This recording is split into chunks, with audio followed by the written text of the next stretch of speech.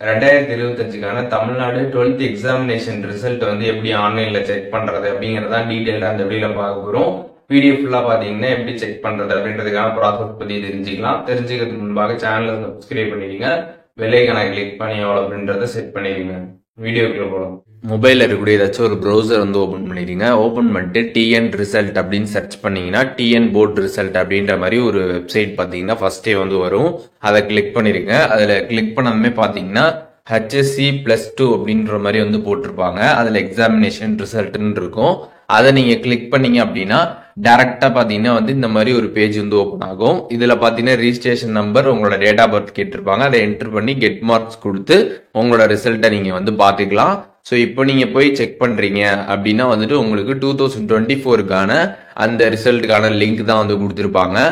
Once 2025க்கான 12th result வந்து release ஆனதுக்கு அப்புறம் இந்த டிஎன் ரிசல்ட் nic.in அப்படின்ற இந்த ஒரு வெப்சைட்டுக்குள்ள நீங்க போனீங்க அப்படின்னா 2025க்கான லிங்க் பாத்தீங்கன்னா அங்க வந்து இருக்கும். அதை நீங்க கிளிக் பண்ணீங்க அப்படின்னா அதுல registration number, date of birth enter பண்ணி நீங்க உங்களோட ரிசல்ட்டை பாத்தீங்கன்னா வந்து செக் பண்ணிக்க முடியும்.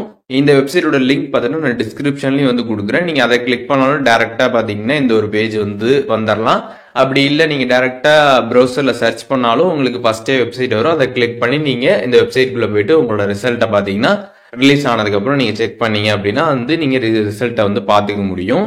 ஸோ இப்போ இந்த வீடியோ மூலியமாக 2025க்கான தமிழ்நாடு 12th ரிசல்ட்டை எப்படி வந்து செக் பண்றது அப்படின்றதுக்கான டீடைல்ஸ் தெரிஞ்சிருப்பீங்க.